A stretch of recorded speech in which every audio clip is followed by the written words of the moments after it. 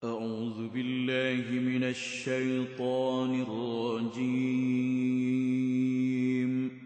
بسم الله الرحمن الرحيم. الذين ينقضون عهد الله من بعد ميثاقه ويقطعون ما أمر الله به أن يوصل ويفسدون في الأرض أولئك هم الخاسرون. صدق الله العظيم.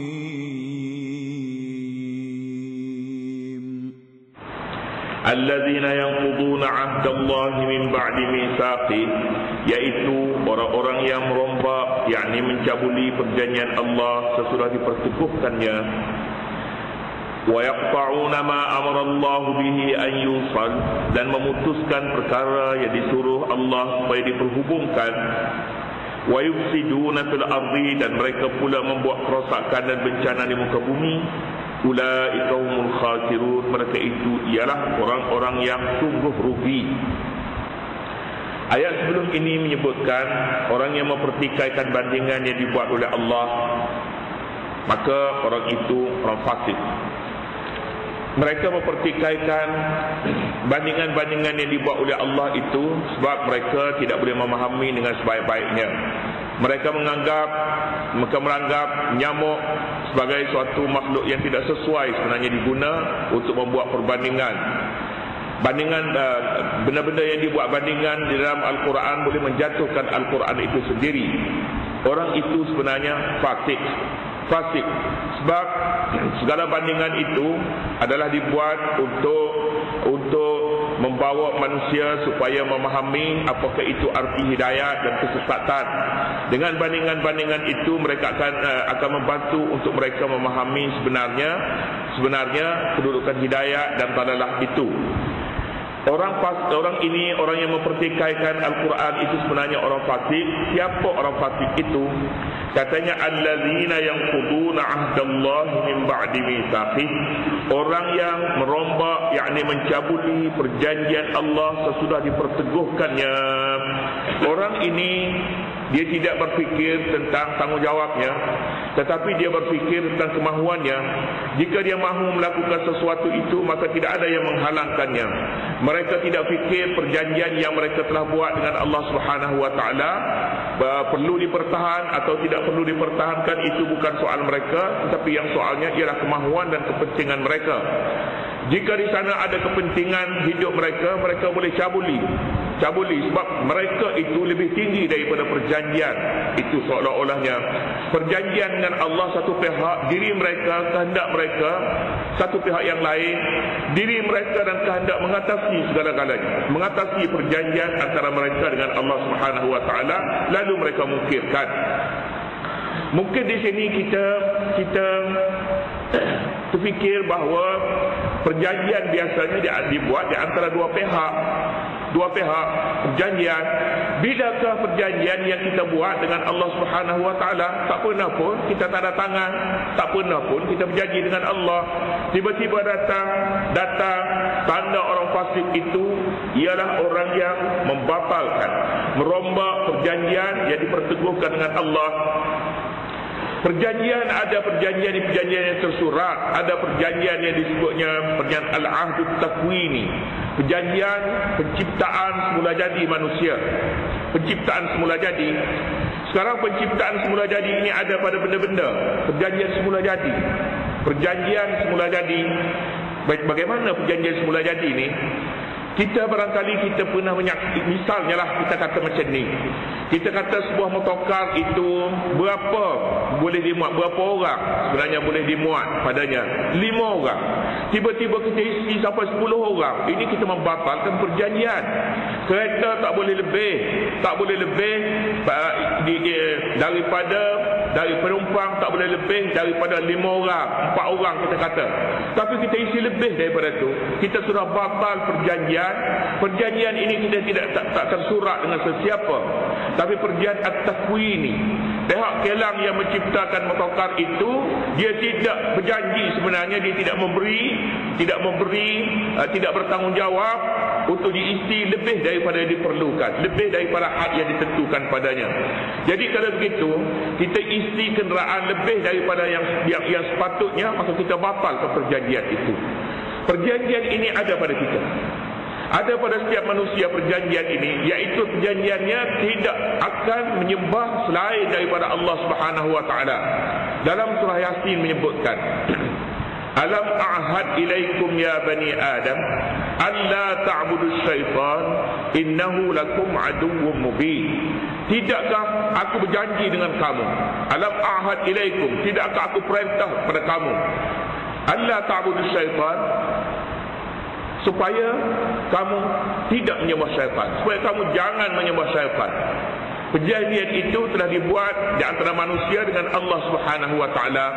Maknanya manusia yang dicipta begini, dia letak padanya akal, dia letak padanya nafsu, kemudian fitrah semula jadi ada padanya, kemudian diletaknya kepada dunia melalui proses-proses umur yang tertentu, sebelum dan selepas balik, ada peringkat-peringkat usianya.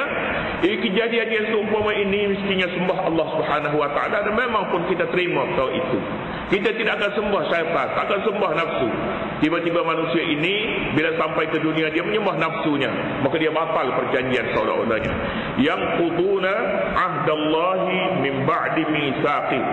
Naqadha yang qudu dalam bahasa Arab membawa arti batal.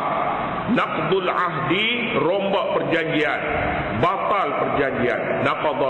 Naqadha juga disebutnya naqdul wudu, batal wudu. Apabila kita ada wudu, tiba-tibanya kita melakukan perkara yang boleh membatalkan wudu itu, naqadha juga.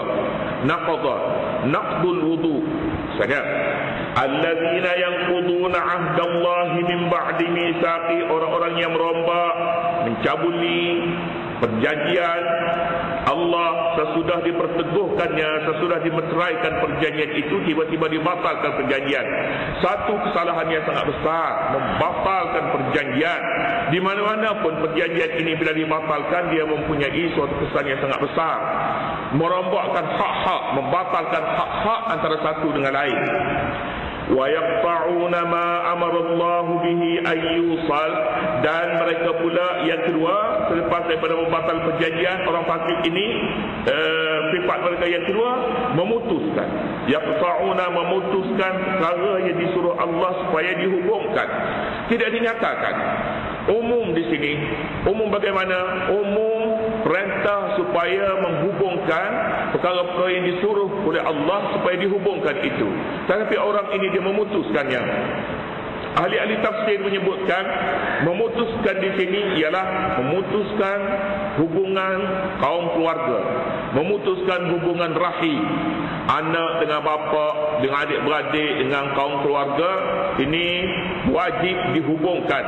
Apabila diputuskan, maka itu tanda bahawa orang ini fasik namanya. Orang yang mukmin tidak akan memutuskan hubungan antara keluarganya. Kebanyakan mufassirin merujuk kepada kaum keluarga, putus di sini. Tetapi oleh kerana ayat ini umum, tidak disebutkan hubungan keluarga, diumumkan begitu, maka tidak salah sebenarnya jika kita tafsirkan hubungan ini dengan lebih umum lagi, hubungan dengan kawan umpamanya, hubungan dengan sahabat hendai, hubungan antara manusia dengan manusia. Semuanya ini boleh dimasukkan di sini kerana menghubungkan hubungan, memutuskan hubungan persahabatan, hubungan kemasyarakatan adalah juga dituntut di dalam Islam, dan berdosa mempunyai kesan buruk bagi mereka yang memutuskan hubungan ini. Sahabat kita yang sudah lama, kawan yang sudah lama, mengapa diputuskan? Hubungi mereka, cari mereka di mana mereka berada, ikatkan hubungan dengan baik sebagaimana yang berjalan pada suatu ketika dahulu. Satu amalan ini dituntut. Tetapi jika orang itu mempunyai hubungan keluarga, rahim dan sebagainya, lebih-lebih lagi dituntut. Wa yaqta'una ma amara Allah bihi an yusal, dan mereka pula memutuskan perkara yang disuruh Allah supaya dihubungkan. Wa yufsiduna fil ardi, dan mereka pula membuat kerosakan dan bencana di muka bumi, fil ardi, di bumi. Ulaika humul khasirun, mereka itu ialah orang-orang yang sungguh rugi. Yahudi bagaimana buat bencana di muka bumi, yufsiduna, membuat rosak, memusnahkan di bumi ini. Bumi dijadikan untuk manusia hidup dan tenang di sini. Merosakkan bumi sehingga manusia tidak dapat hidup di sini, namanya al-fasad. Buat huru-hara di bumi, al-fasad. Sebab manusia tidak boleh hidup dalam suasana huru-hara, al-fasad namanya. Musnahkan sumber-sumber hidup, al-fasad namanya. Sumber air, sumber udara, umpamanya membuat kotor, umpamanya membuat bising di bumi ini sesuatu yang tidak sesuai dengan manusia, dengan kehidupan manusia. Maka Al-Quran mentakbirkan dengan nama al-fasad. Al-fasad umum perkara ini. Al-fasad artinya melakukan sesuatu yang boleh memusnahkan tabiat alam ini, tabiat alam, tabiat hidup. Kita banyak menghadapi masalah ini. Pencemaran udara misalnya, pencemaran air umpamanya, memusnahkan alam semula jadi misalnya. Semua ini boleh dimasukkan dalam 3 perkara ini. Sayangnya yang mencintai bumi ini, mencintai keindahan alam, sepatutnya orang Islam yang pertama sekali, orang yang beriman. Mengapa? Kerana iman yang menuntutnya supaya mencintai alam semula jadi, mencintai keindahan. Tetapi ia bukan Islam jika mereka mencintai fitrahnya, dia mencintai itu, fitrahnya yang mencintai. Sepatutnya Islam, iman dan fitrah sesuatu yang tidak bertentangan. Jika orang bukan Islam, fitrahnya itu menuntut supaya mencintai alam, maka orang yang beriman, imannya yang menuntut dan fitrah semula jadinya sepatutnya menuntut. Begitu. Dua dorongan, dua tuntutan. Ulaika humul khasirun, mereka itu ialah orang-orang yang rugi. Ini orang yang ada padanya 3 sifat ini rugi. Hubungan dengan Allah terputus oleh sebab dia sudah membatalkan perjanjian itu. Putus hubungan, putus. Apabila putus dengan hubungan antara manusia dengan Allah, maka manusia sebenarnya tak boleh hidup. Tauhid. Sebab kita sepatutnya sentiasa berada dalam kawalan Allah Subhanahu wa taala. Apabila putus hubungan ini, maka kita seolah-olah tidak ada paduan hidup lagi. Bila tidak ada paduan hidup, maka kita bila-bila masa saja boleh tersungkur. Yang kedua, hubungan dengan manusia. Hubungan manusia, wa yaqta'una ma amarallahu bihi an yusal. Ini hubungan dengan manusia. Juga orang yang hubungan dengan manusia putus. Masyarakat dengan masyarakat terputus, dengan keluarga terputus, dengan dunia luar terputus. Bagaimana dia boleh hidup dengan baik? Tidak boleh hidup. Yang ketiga pula, bumi tempat untuk kita tinggal di sini dijadikannya sebagai tempat yang tidak sesuai untuk hidup. Juga suatu amalan yang sangat-sangat buruk. Oleh kerana itu wajar Al-Quran menyebutkan di sini mereka itu orang yang sangat rugi. Khasirat dunia wal akhirah, rugi di dunia dan rugi di akhirat. Jadi kalau rugi di dunia, rugi di akhirat, apalagi yang untung? Tak ada lagi yang untung pada orang ini. Kemudian seterusnya, kaifa takfuruna billahi wa kuntum amwata, wallahu subhanahu wa ta'ala a'lam.